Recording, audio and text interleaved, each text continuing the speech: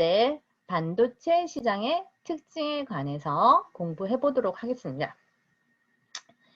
반도체 시장의 규모, 가격, 원가, 이익이 나오는 내용들, 그리고 반도체 생산과 가격, 그리고 캐펙스라고 해서 이제 설비 투자라는 단어가 나오는데요. 이것도 중요하죠. 그리고 위탁 제조, 파운더리, 우리가 아주 많이 들어야 되는 이런 단어들입니다. 자, 반도체 시장의 특징에 대해서 공부해 보도록 하겠습니다. 반도체 시장 규모는 500조 원에 이른데요. 어마어마합니다. 그리고 메모리 비중이 그 중에서 20-30% 차지하는데 100조 원 정도 되고요. 우리나라 대부분이 근데 메모리 반도체 공장이고요. 삼성, 하이닉스 모두 다. 비메모리 분야를 로직 시스템, 로직 반도체라고 하는데 이 비메모리 분야는 전 세계 시장의 이제 70-80%를 차지하고 있고 300조 원대를 이제 하고 있는데 이 부분에 이제 제일 두각을 나타내는 회사들이 인텔, 퀄컴, 엔비디아, AMD 쪽입니다. 저는 엔비디아를 보유하고 있습니다. 반도체 시장이 이쪽 비메모리 쪽은 안정적이라고 해서 제가 관심을 가지게 됐고 그다음에 엔비디아도 샀습니다. 네, 그리고 이제 가격에서 원가를 뺀 부분이 이익으로 발생하게 되는데요. 메모리는 주가 반동이 아주 크다.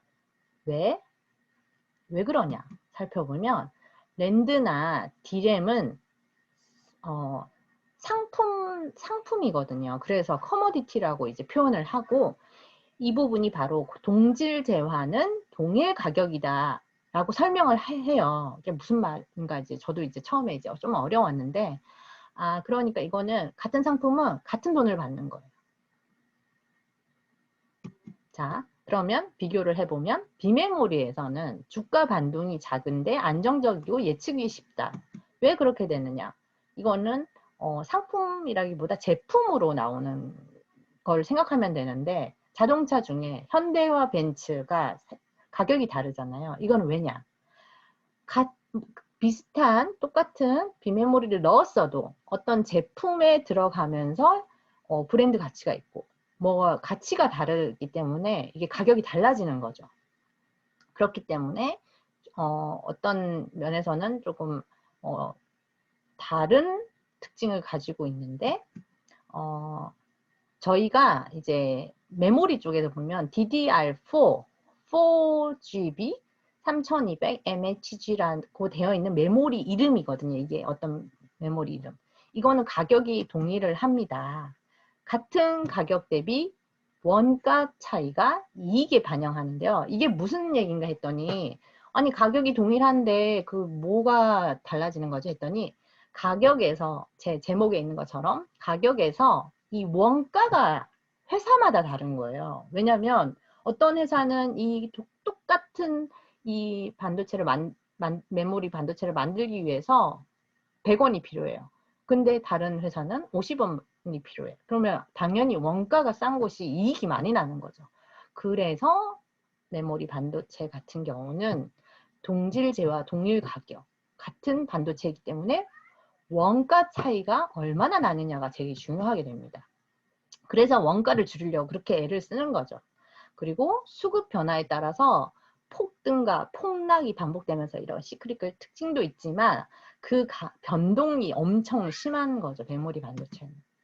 그리고 반도체 생산과 가격에 대해서 이제 이해를 해보려고 하는데요. 비메모리 같은 경우는 주문이 먼저 들어가게 돼요. 그리고 생산 계획이 세워지고 그 다음에 이제 제조가 들어가는 거죠.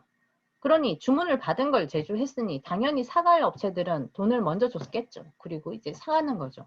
그러니 공급 과잉과 공급 부족 현상이 거의 없는 거죠. 이거 예를 드실 때 이제 김선호 연구위원이 스타벅스 손님이 주문을 하면 커피를 그때 사야 만든다. 이런 걸로 얘기를 하셨고 메모리 반도체 같은 경우는 반도체 공장은 언제나 가동 중이다. 주문 전에도 생산이 돼 있어요. 벌써. 생산을 돌리고 있어요. 하루 종일 돌리는 거죠. 그리고 재고를 쌓아놓고 있는 거예요. 그러니 공급 과잉 시기에는 수요자들이 가격을 결정하게 돼버리는 거예요. 재고가 많으니 나는 떨이로 사가겠다 하면 뭐 팔 수밖에 없는 상황인 거죠. 그리고 또 공급 쇼티지 반대의 경우죠. 재고가 없어요. 그러면 먼저 사가고 싶은 수요자가 그냥 가격을 계속 올리니까 결국 가격은 수요와 공급의 이런 상관관계가 너무 이제 여기는 급변하는 거죠. 이건 스타벅스 손님인데 이거는 다른 얘기고. 그 다음에 저희가 이제 캐펙스라고 하는 부분이 있는데 설비 투자에 대한 부분이거든요. 아, 공급 쇼티지가 나면 어쩔 수가 없어요. 설비 투자를 늘릴 수밖에. 왜냐면 많이 생산해야 또 많이 매출을 올릴 수가 있으니까요. 근데 이제 과거에는 설계, 제조, 생산하는 이제 자신의 반도체 공장 운영하고 있는 곳이 거의 종합 반도체 회사라고 부르고 그 인텔이 대표적이었는데요.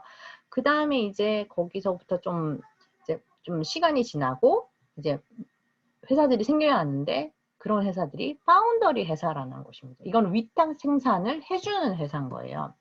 그 대만의 반도체 아버지라고 불리는 모리스 창이라는 분이 있는데 이 분이 대만 국가의 특징이 지리적 제한도 있고 자본의 한계치를 극복해 나가면서 고부가가치 생산을 어떻게 할 수 있을까라고 고민을 하다가 요거를 위탁 생산 파운드리에 대한 거를 이제 회사를 만들게 되는데요.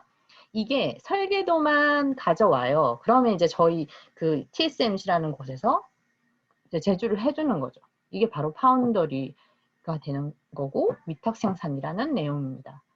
그리고 이 파운더리에 대해서 좀 알아보려고 그러는데요. 그 비메모리 쪽에는 설계를 담당하는 거잖아요. 비메모리. 비메모리는 설계가 중요한데 그 설계라는 것이 이제 창의력 부분이에요. 아주 이제 뭔가 아이디어가 좋아야 되는 거예요.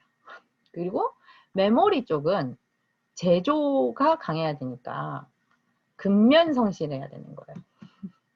이게 우리나라가 메모리를 많이 하는 이유를 아시겠죠? 근면 성실.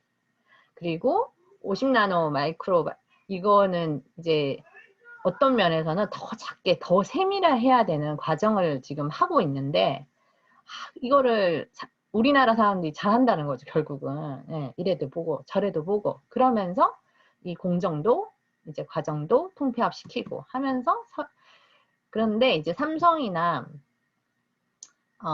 그 삼성도 설계도 할 수 있어요. 이제 그 비메모리 쪽도 조금 할 수 있어요. 하고 있고 어떤 분야냐면 이제 핸드폰 쪽 비메모리 분야 정도는 지금도 설계가 가능하고 이제 이쪽은 좀 쉬운 거죠. 근데 이제 더 어려운 거는 이제 힘들다고 하니까.